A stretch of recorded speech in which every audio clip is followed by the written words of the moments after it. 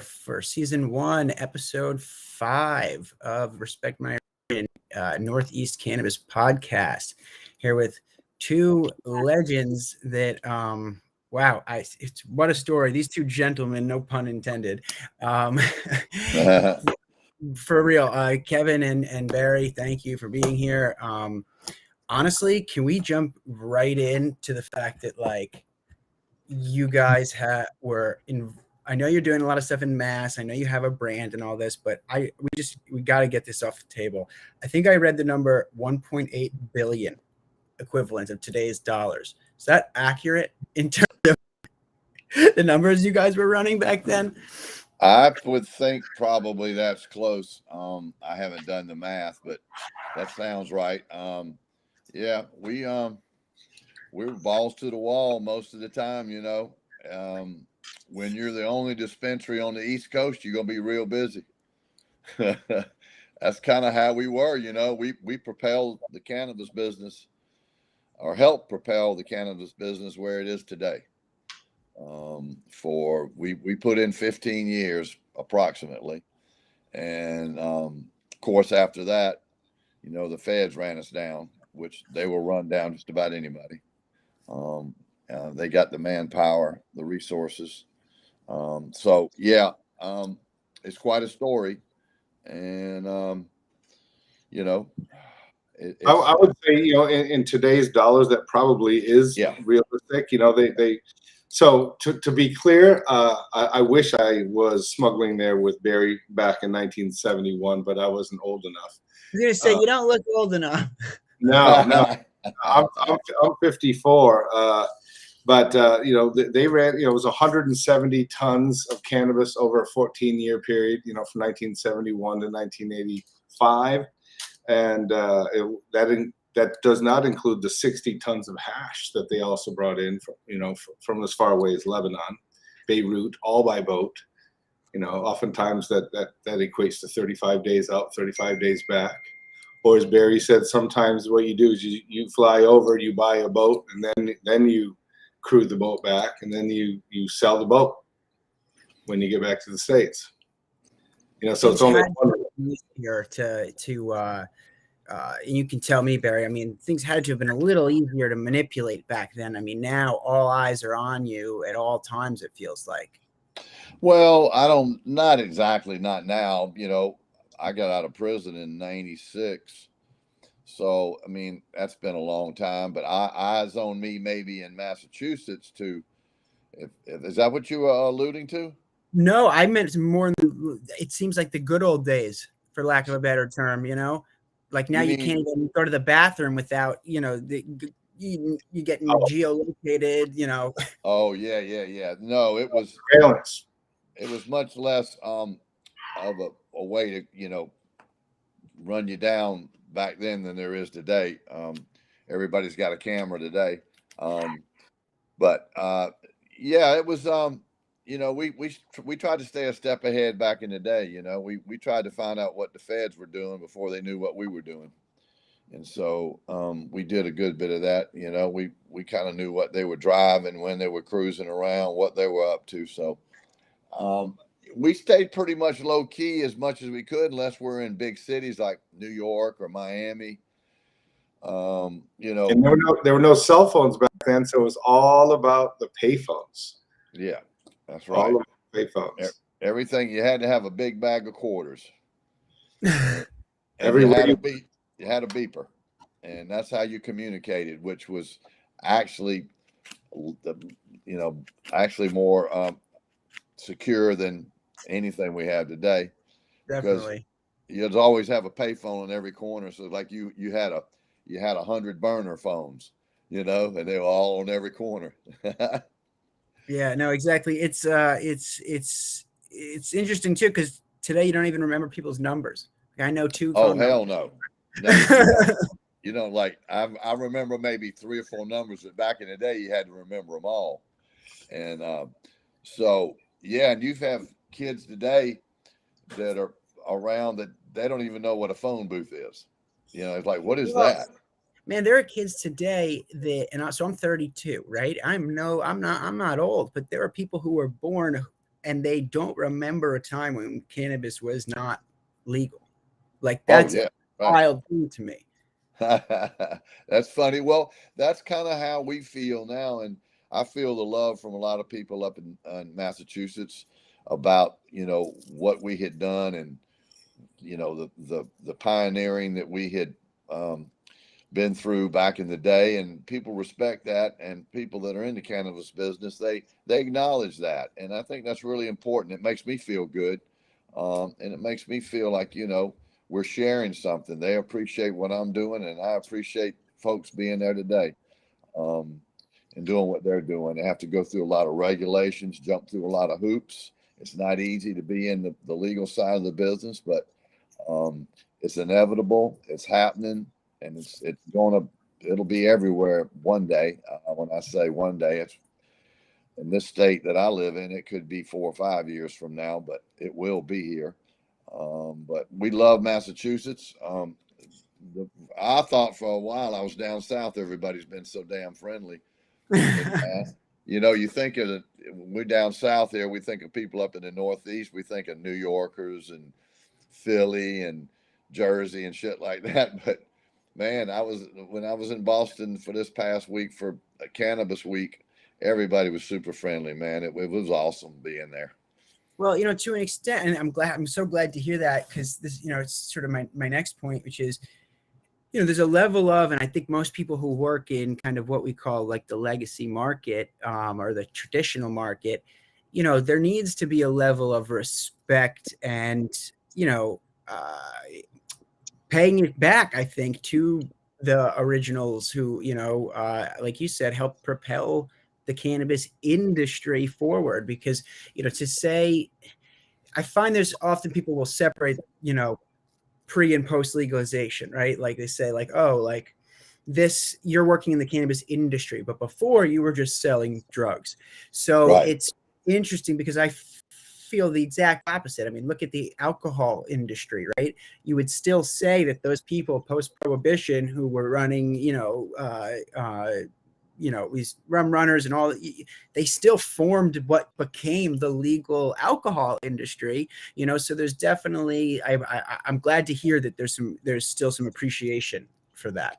Yeah, I was surprised. I really wasn't expecting it or really thinking about it to much of any extent, but it was welcome arms in Mass. So we love being there.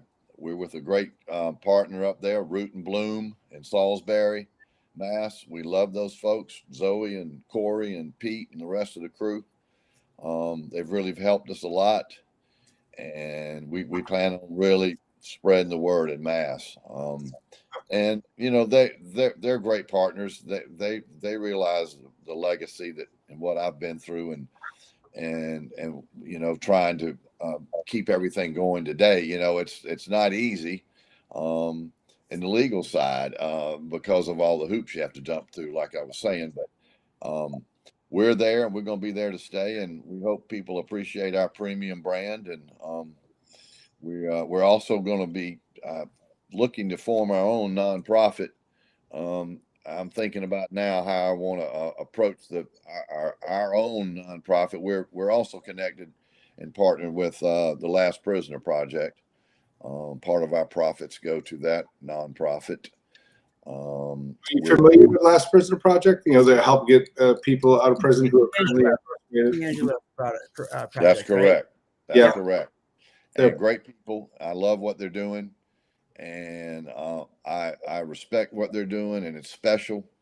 And so we're working on a nonprofit ourselves, which will probably be, we'll do that in every state. Like as I get to know Massachusetts better, I'll be talking to folks up there and finding out who's in the community is the most needy, and we will also sponsor a nonprofit in Mass. And then when we go to maybe other states, we'll do the same there, depending on that state's particular needs. And so we're all about giving back. I'm not even sure. Do you know the impetus of how this all came together? That we were. I'd like to hear the brand story. Absolutely.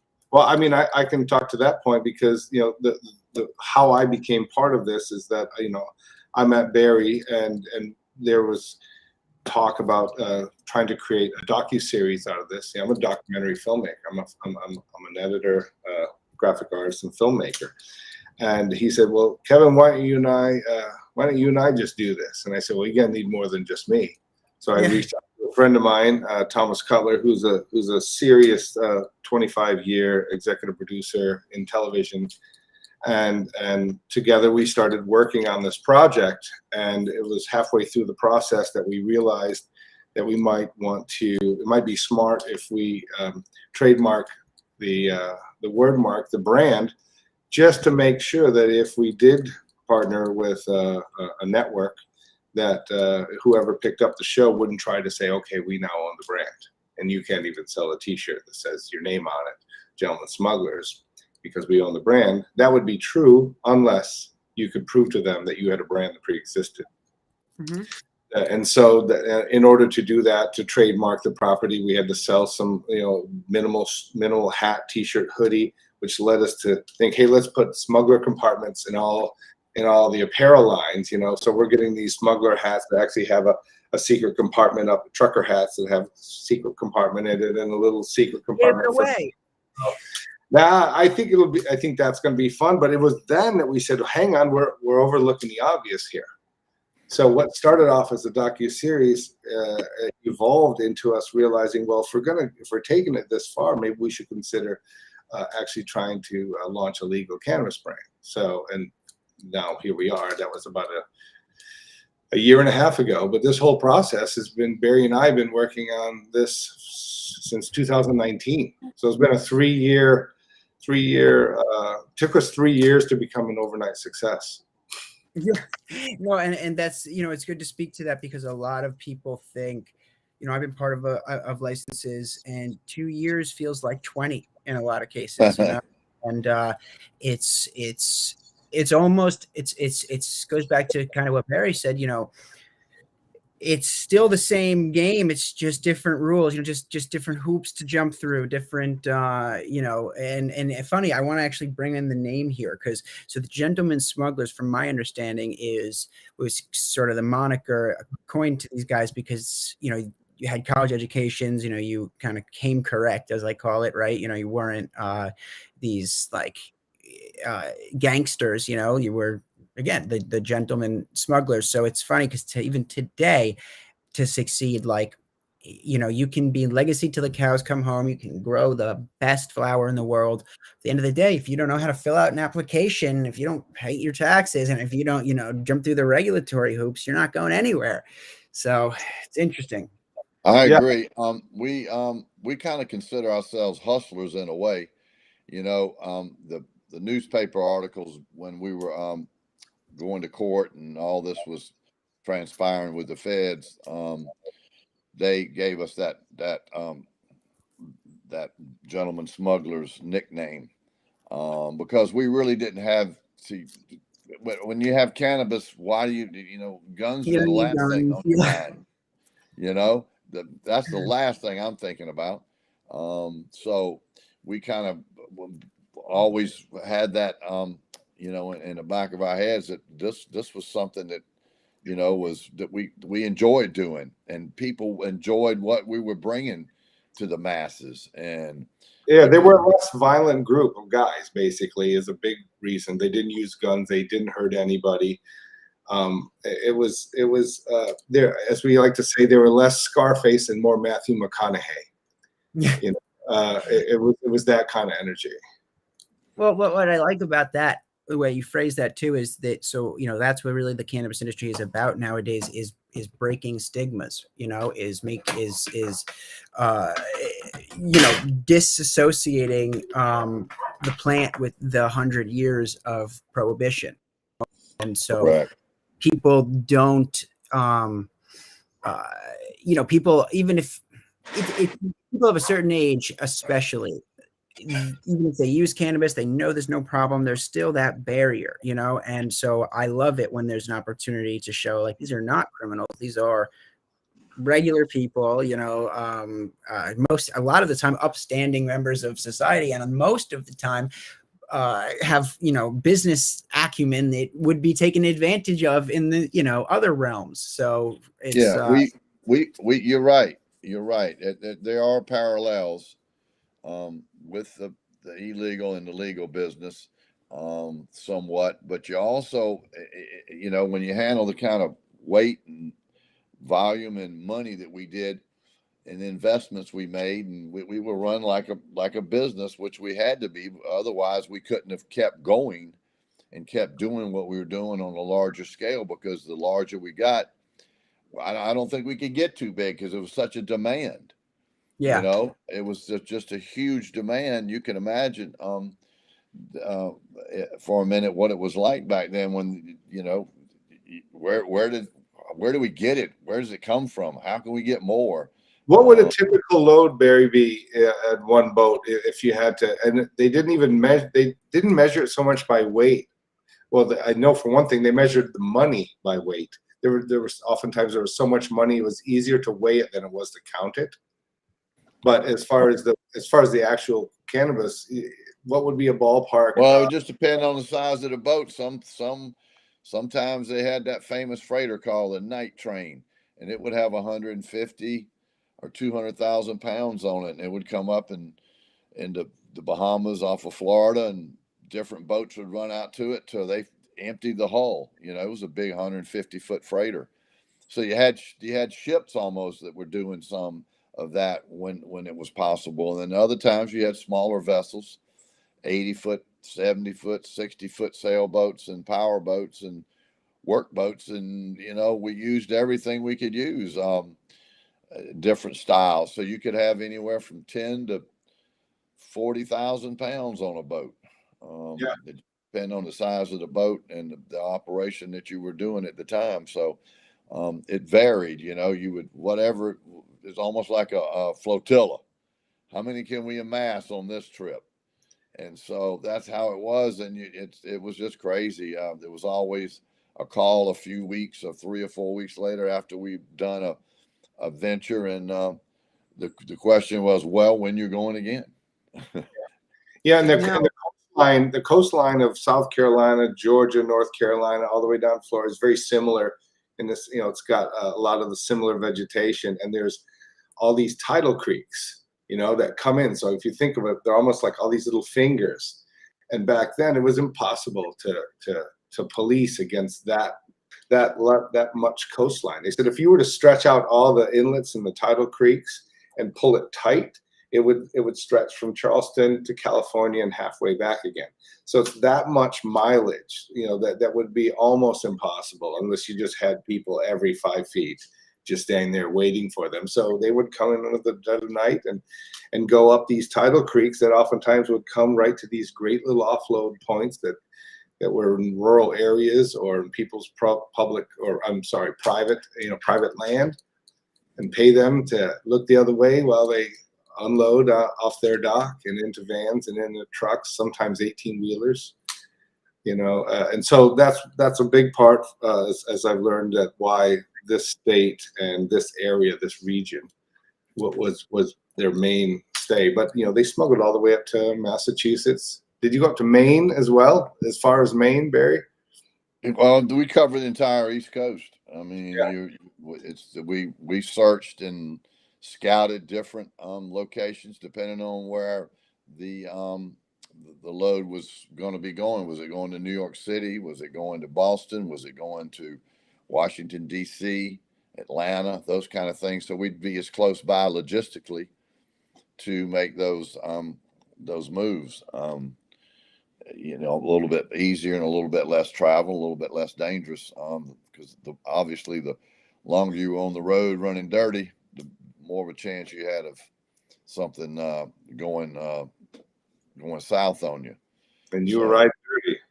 Well, so this is just the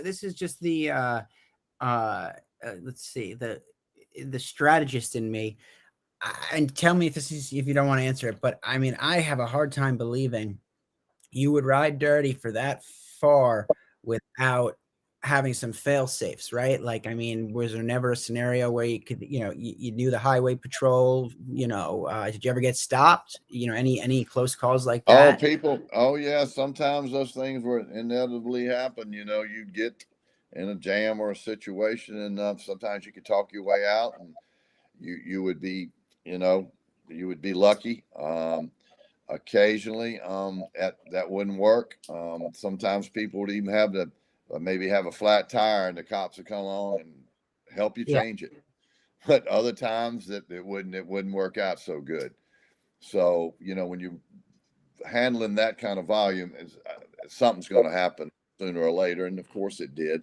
But you move on, and that's part of doing business. Everything's not going to be 100% or perfect. Oh, they had connections with they were keeping tabs on the police, knowing what their next moves were going to be, while the police were trying to surveil them. What was the connection, Barry? How was it that you knew ahead of time sometimes? Well, I mean, obviously we knew where they worked out of. We knew what they drove, what kind of boats they had, what time of day they usually went out and would be, looking for things to go on around the water's edge, beaches, inlets, and marinas and things of that sort. So we had a way of keeping an eye on them as much as we could. But also we were very undercover. We picked our spots very carefully. We made sure that we blended in as much as possible. Say correct, and not to interrupt you, but correct me if I'm wrong. Part of looking the part, right? I mean, to an extent, like guys didn't look like a bunch of scar faces, right? Right. We weren't coming in there, we would, I always said you got to mingle in with the mass and, just be another fish in the school of fishes, and don't draw any attention. And that's what we were very successful for such a long time. Very, very few of the actual operations or loads that we would bring in did we ever have a problem, because we were pretty meticulous about obviously who we dealt with, how we looked, what time of day and night we were exposing ourselves here in the States. And so there's a lot to take in consideration to be successful for so long. And it depended where you were, right? So if you're in Hilton Head or if you're in Miami, you can be a little bit more flamboyant and wear some wild coats and jewelry and pull up in fast cars. But if you're in a smaller, you got arrested. You got picked. Didn't you get caught up wearing a full-length mink coat at LaGuardia Airport? Well, at one time back in the day, back in the 70s and 80s, people could still wear fur coats, and it wasn't as taboo as it is today, probably.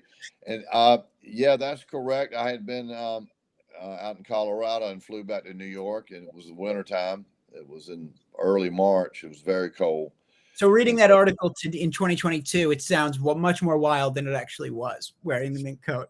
Well, we styled out, and of course in New York, I mean, you could do that in New York. You could have the limo, you could have the parties, you could have the dinners, you could have the concerts, you could drive the nice cars if you wanted. Miami, same kind of thing. Atlanta, you kind of mixed in. You wouldn't want to be in some little small town USA, looking like you're a pimp. And so we wanted to keep on going and keep moving, and but normally we were fairly undercover, fairly mixed in with everybody. So because that's how you survived back then. You didn't draw attention to yourself. And so today you're drawing attention to yourself. That's what we're trying to do now, and let people know that we're a premium brand in mass. I'm going to seek out the best product, grown by the best cultivators there in Massachusetts, and that's something I'm going to carry forward from back in the day. And I did the same thing when I was smuggling. I always went and searched out the best I could find. If I had to search for weeks on end to finally find the quality I wanted, because quality was a little different back then than it is today. You anticipated my question. Can you speak to that? Go ahead. I'm sorry. Well, you anticipated that question I had regards to quality. Yeah, well, you had to really search it out because, people that grew back then, not mostly, all was grown outside. It was all outdoors. And so you didn't have people that were skilled in the skill set they have today with the cultivators. These are a lot of times high THC back then. Local farmers, local people to say South America. They weren't schooled in how to grow everything, like it should be. And so we really had to pick through. You had some good growers and some that weren't so good, but you had to pick through an awful lot of it. I mean, they would bring trains of burros, donkeys. There'd be 100 donkeys in a train, and each one of them would look like Juan Valdez. They'd have the croaker sacks on both sides of the donkey full of weed, but sometimes it wasn't any good. It was just subpar, and they weren't going to take it back. They threw it away in the river. Wow.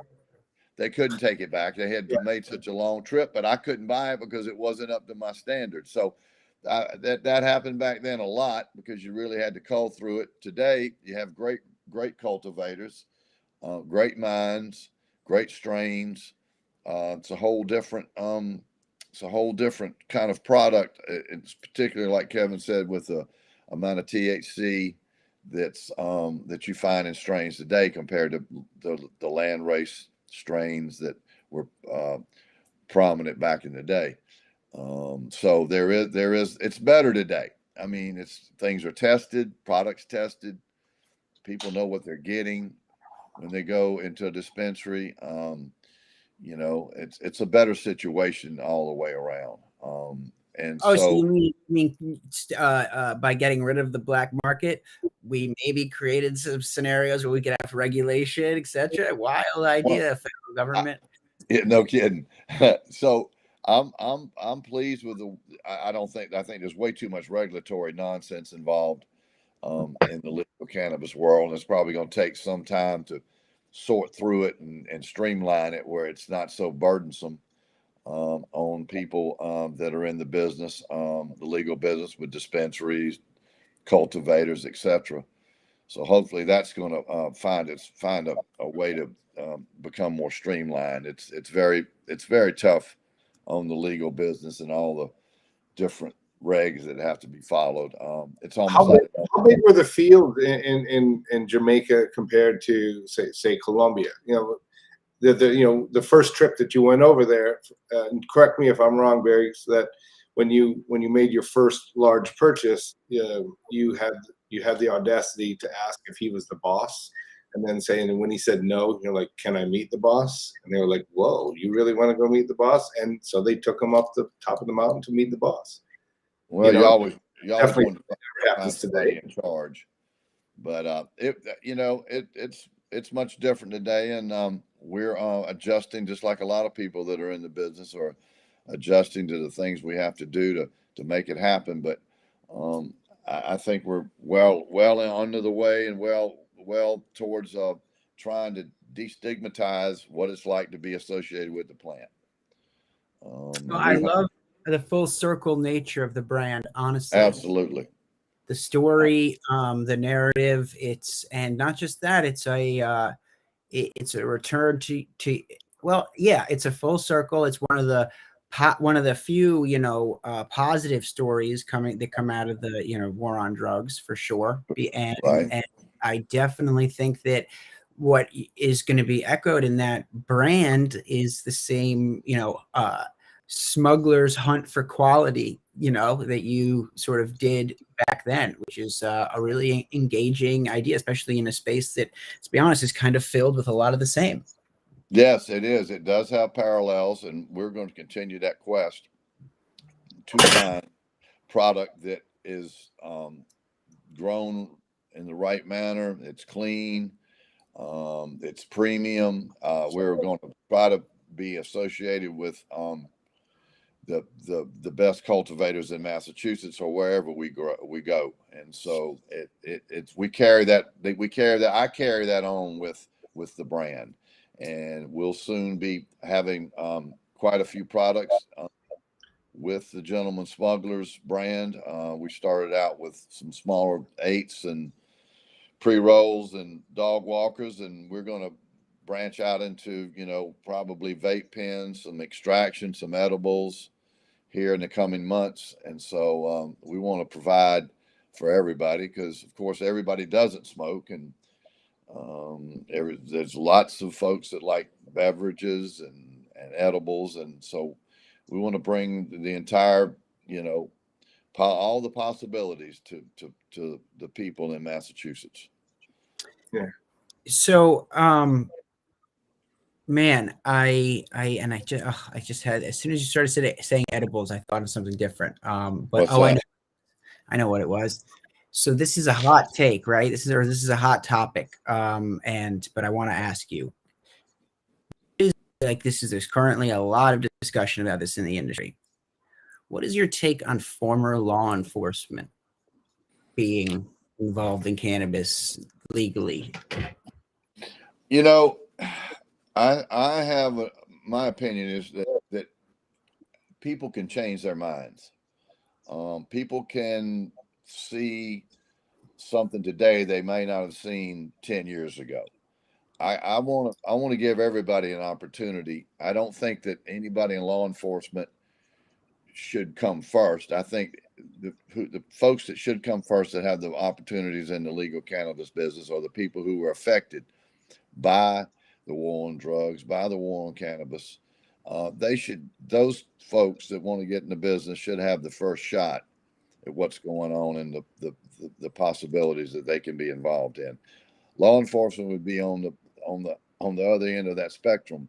If someone understands that these things that they did were wrong, and they denounced their feelings that they had back 10 or 12 or 15 years ago, and they now see the light at the end of the tunnel, well, I want to accept that, because I think everybody needs to also have a second chance in the way they feel. And also, a lot of that law enforcement folks they were brainwashed, totally brainwashed. It's like, going to some kind of religion that you get caught up in. And I think there was a lot like that with law enforcement, and it still is a stigma with law enforcement in a lot of areas. Don't get me wrong, but if somebody sees the light, then I'm going to always try to give, someone a second chance. I mean, former Speaker of the House Boehner, John Boehner, who repeatedly was voting against legalization, is now one of the wealthiest former politicians in the cannabis game, in the legal game. That's true. He wasn't really in law enforcement, but he also kept, cannabis he was in lawmaking. Legal. He wasn't a pro cannabis guy when he was in Congress. No, he was right. One of the roadblocks that was preventing it. My feeling is the more the merrier. The more people that get on board, the better. I mean, we need everybody on board. But law enforcement should be, if somebody was in that at one time and they actually put folks in jail, then they need to be held accountable for that. But I also want to give I want everybody to be involved. So a question just came in the chat that said, so are you familiar with Brittany Griner? What's going, she's the MBA. Yes. So, okay, hold on. Now, I have a take on this, but this is very fascinating. This question that came in. So this comment rather, let's not forget Brittany Griner in jail for 9 years in Russia and all the nonviolent cannabis offenders. All right, absolutely. But let's not forget the fact that the only reason we're talking about Brittany Griner at all is because she's really good at basketball. Meaning there are people who are in jail right now today in the U.S. who have been in jail for the past 15 years, who are serving out life sentences, who would say, well, what about me? Does that make sense? Well, so what exactly is the question? Well, no, I just think it's interesting that we forget about the people, the 40,000 nonviolent drug offenders in jail right in our own country. Well, I think there's two ways to look at that. One is, I think it's good in a sense that what she got in trouble for that most of the world sees that is that was her medicine. Mm-hmm. That was her medication. And I think that hopefully when she gets out, I think they're going to trade or swap somebody. They're going to get her out. She's not going to do 9 years. I can't imagine any time in jail, especially in Russia, is probably tough. But I hope that she also becomes, when she gets out, which I hope is soon, that she is also a spokesman and uses her position to say, how ludicrous was this? I had my medication with me that just happened to be the plant, and they locking me up. But they did that more probably for political reasons. But back to the other side, yes, there's many, many people who don't have a voice. And that's why we are very interested and in partner with the Last Prisoner Project so that we can give folks a voice that are still behind bars for the plant. Yeah. And I think that but I think that she gets out. I hope she, brings it, more public about it, that look, this is so ridiculous. And I feel bad for her totally that she's having to go through this for that situation.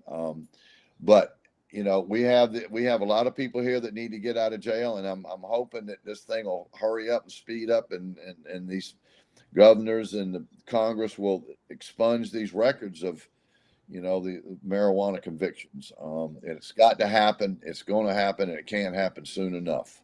Yeah, Peter Tosh's daughter is one of the faces of Last Prisoner Project, and she has obviously become an advocate. And the biggest thing that has happened in her life is the fact that her younger brother, Peter Tosh's son, who was arrested for a possession charge, and rather than being arraigned 24 hours later, he wasn't arraigned for 30 days. And while he was in prison, he was attacked and essentially beat to death. He didn't die right away. He died a year later at home, and I don't know if he ever really regained consciousness. But when that happened, that really, obviously affected her, and if it really encapsulates the sad reality of somebody incarcerated. He wouldn't have been beat to death if he wasn't incarcerated for a plant. Right. And so there's lots of examples of these kind of really terrible situations that happen to folks. We went into a really very, very informative dispensary called Seed in Boston.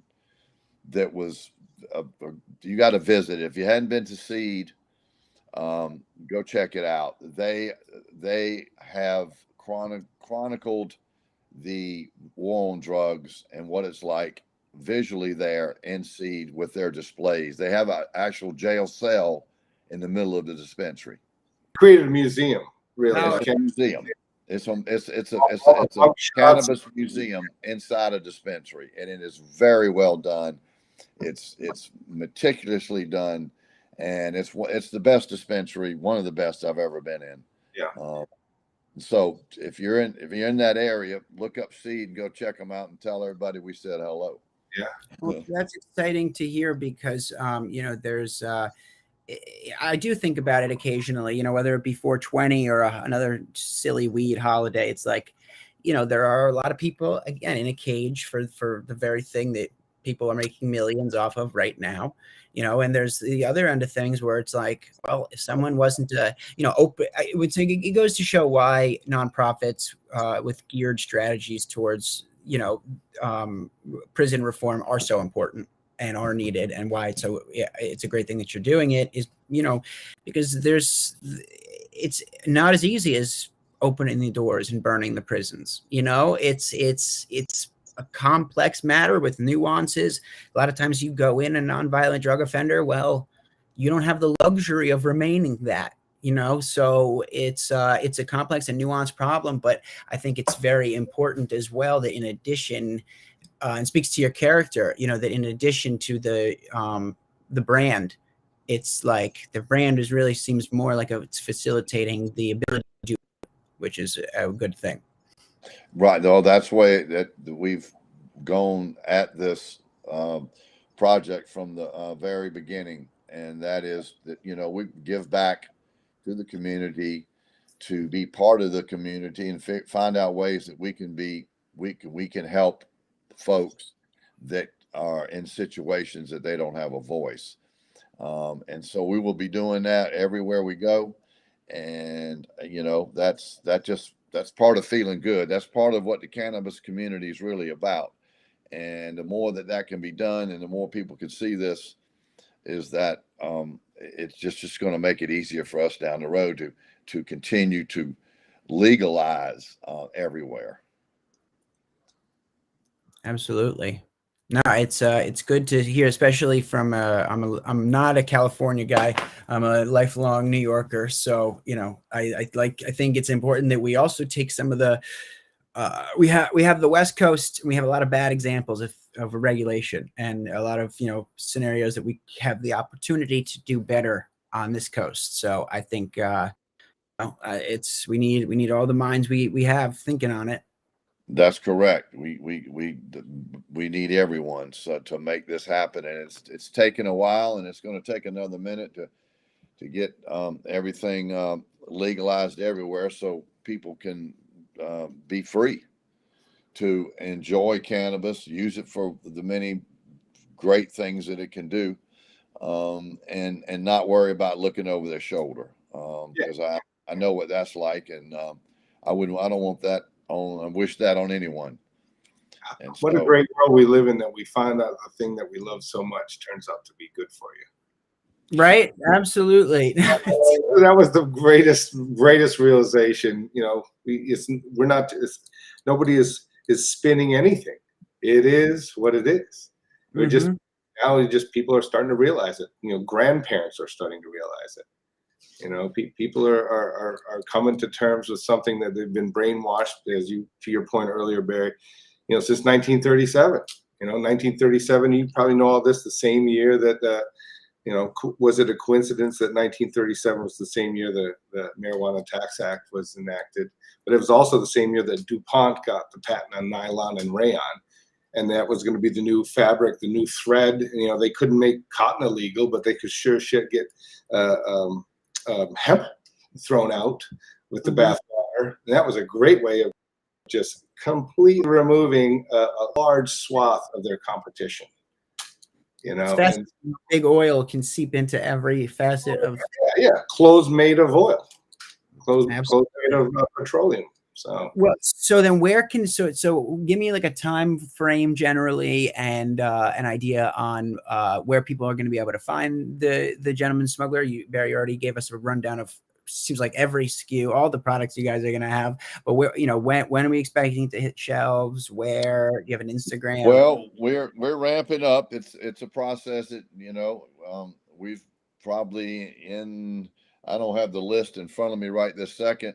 We probably in 8 or 10 dispensaries now, and then probably I would say in the next 30 days we'll be in another 8 or 10. So probably 30 by the end of the year, in mass. And then you can go to our website, and they'll have a store locator on it with the address of each one of them. So they can go to the website, which is GentlemenSmugglers.com. Perfect. Awesome. And there's the Instagram link there. There's a lot of business there. The Spotify playlist is there, and soon to be the TikTok. All right. Instagram. We're gonna start doing dances. It's all right.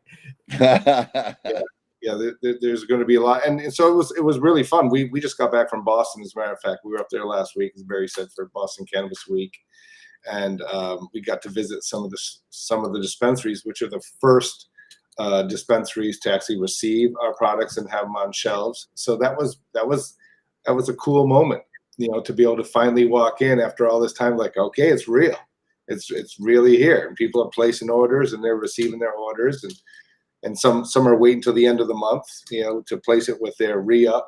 And so we're hoping that, pretty soon in the beginning of October is when these numbers of dispensaries that carry us will jump. No, it sounds amazing. Honestly, congratulations, guys. Barry, what does that feel like for you, seeing your weed on a shelf in a dispensary on the East Coast? Yeah, I'm still pinching myself. Yeah. I'm like, oh, good God, this is really happening. So it took us 2 years to get here. It was a journey, and I've got great guys that I'm working with, Kevin and Thomas, who couldn't be here today.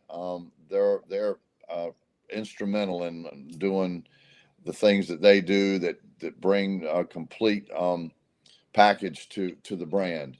And Barry is the story. I'm the creative genius, and Thomas is the genius. Every brand needs one, that's for sure. So I'm following you guys right now on Instagram.